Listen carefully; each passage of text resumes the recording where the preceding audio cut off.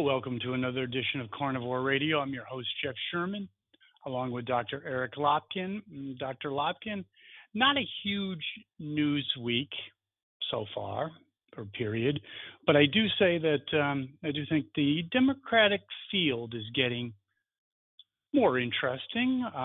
We've had some dropouts. Let's talk about that first.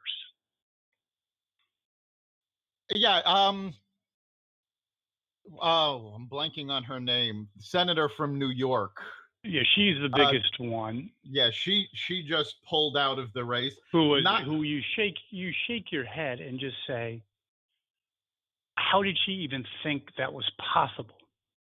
Well, I mean, it's not surprising that she pulled out of the race. Again, given that I can't even think of her name. No. This is No. Pulling out, Gillibrand. Yeah, yes, Gillibrand. Pulling out, I understand, but what made her think that she could actually be president? Well, apparently anybody can throw their hat into the ring. I mean, her, de Blasio, there's about 5 or 6 others that still haven't polled above the margin of error. De Blasio, he's not going to make the next debate, is he? I sincerely doubt it. Even New Yorkers are saying they're not going to vote for him.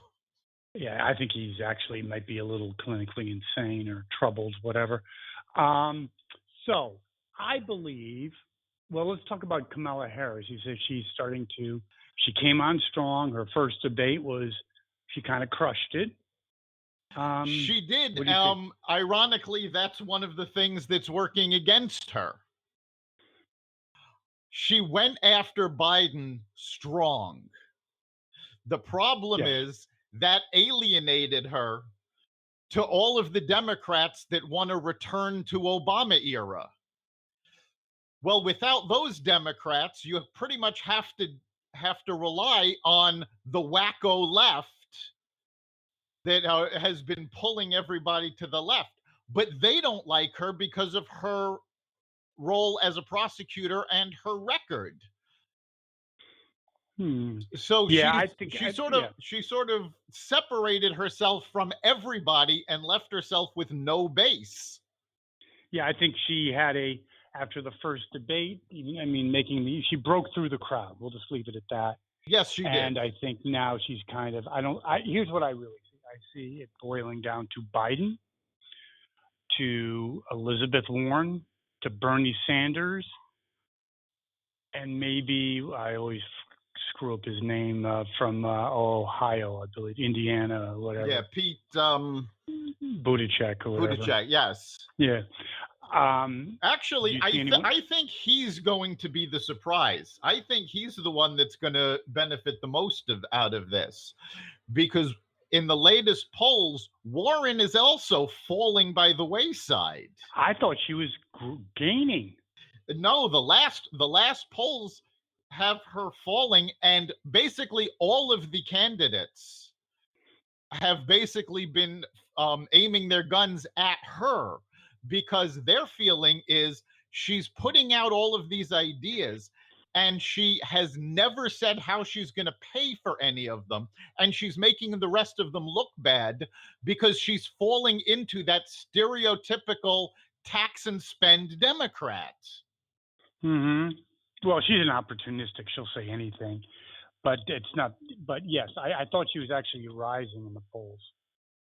But I could be wrong. I'm not saying. Yeah, the last ones I saw, and the last articles I saw from Politico and a couple of other places have her starting to fall. And I think the big problem is you had all of these Democrats and not one of them had a solid platform. The only platform all of them had was, we're not Trump. That's not enough to galvanize the party. This article I'm reading right now, Warren narrows Biden's lead in new poll. Yeah. I guess she's going up and down. We'll have to see what happens after the debate. Okay, no, that's all fine. I mean, I think you're actually right, to be honest with you. Basically, let's see, I think it has Biden at 30, Warren at 17, Sanders at 16, Harris at 6, and Buttigieg at 4. I agree with the Buttigieg. I think he's going to rise. I think Booker is almost finished. and Booker Castro is finished. Yeah, Booker is pretty much done. Beto O'Rourke is pretty much done.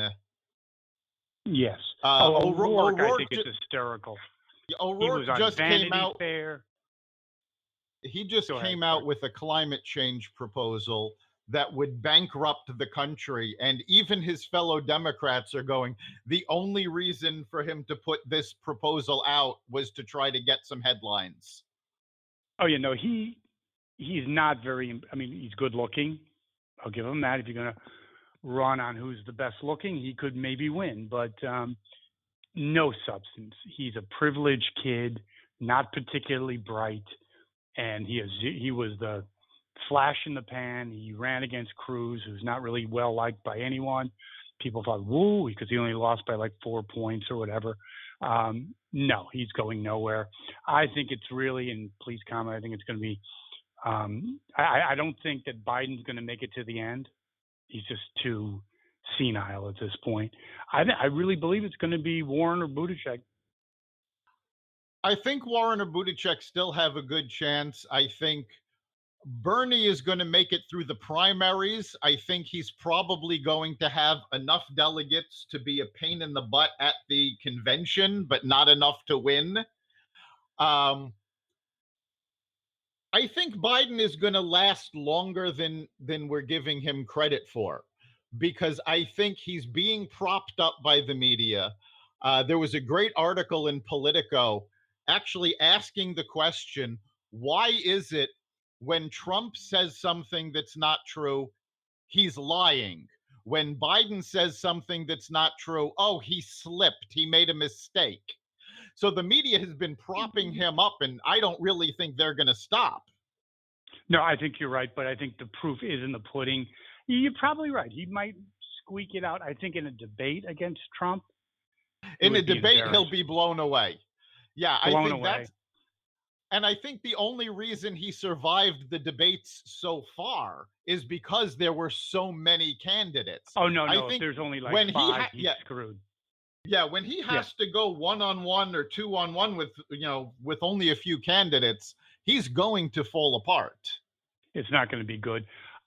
Last week you were very cold on Trump for various good reasons, the Twitter storm. I still got to give him a 60% chance. Yeah, I think I would definitely say his chances have come back up since then, but it goes to show that he is his own worst enemy. I don't think a Democrat is going to beat him. If he loses, it's because he beat himself. Oh, yeah, no, if he does, yes. I just don't see Elizabeth. I just don't see it. Don't see it. It could be wrong. Don't see it. The other issue is Obama. I still say he's really PO'd because he's just not a household name anymore, because his record, there was nothing there. There's nothing there. No, his record has been completely demolished. Destroyed. And quite frankly, unless Biden pulls out a miracle victory, none of the Democrats are going to revitalize his programs. So his legacy is done, and he's not taking it well, because he has come out a couple of times in the last few weeks taking pot shots at Trump. He's got a new production company, and I just saw this, it absolutely cracked me up. His production company is called Higher Ground Productions. And like every business, he applied for a trademark on the name, and the Patent and Trademark Office turned him down because there's already an ebook publisher using that name. So he's not allowed to get a trademark on that in media. Where every other business would go, okay, we've got to find a new name, Obama decided he's going to fight this, and he is going to try to use his influence to get the other company's name trademark invalidated. Now, the other company is not a political company. They just do ebooks. But Obama decided, well, how dare somebody tell him he can't have his trademark? So Higher Higher ground. Yeah, so instead of taking the higher ground, he's reverting to type. Genius. Who would think that that's not taken after 20 years of the internet? Yeah, I mean, yeah, the idea that somebody hadn't been using that. Well, no, I mean, if it had been landscaping, he still could have had the trademark. Yeah. Trademarks are fairly narrow. Like production, the only reason he can't use it is because there's another media company using it. If it was anybody else, it wouldn't have mattered. But instead of taking the higher ground, he's throwing a temper tantrum, trying to throw his weight around. And you're really seeing now, I know people who have met the former president. They all say the same thing. He surrounds himself with yes men. His way is the only way. He is basically reverting to type and finding out that now that he's not president and he has to follow the same rules as everybody else, they don't always work out in his favor. No, I always thought that he had a very fragile ego. That's why he's freaking out about Trump. He was very lazy, and that was by Karl Rove. Well, not, a huge fan of whatever. Karl Rove said that that Hillary was whatever, mediocre. Obama was brilliant but lazy, and I think his presidency proved that. He never really got involved in much, even the bailout or the recovery. He never really got into the details. He just let it happen. He always let other people put these plans together, and I mean, if he's so brilliant, he should have seen why most of these plans weren't going to work and gotten involved and said, wait a minute, we need to fix this before we go out, roll it out. Yeah, the $1 trillion stimulus package was pretty much. The only thing he has ever cared about is his legacy. And the fact that his legacy is gone galls him. Oh, no, it destroys him, especially from Trump. So I do agree with pretty much everything we've discussed today. And I think we concur that Trump, unless he does something really stupid, I think his baseline a 60% chance of winning. Yeah, I think that's pretty much true. Again, as long as he doesn't tweet himself out of office and get in his own way, or if by some stretch of the imagination, a recession actually hits before the election, which I still don't think that's going to do. And most people actually, even liberal media, is saying that that's not really that much in the cards. Yeah, I do think there's going to be a recession, but I don't think it's going to be until 2021. So.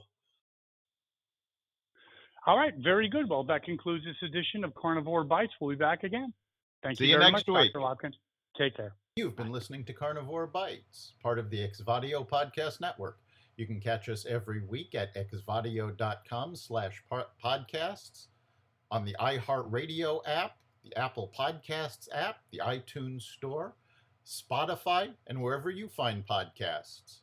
You can also catch us live every Friday at 4 on WESU FM 88.1.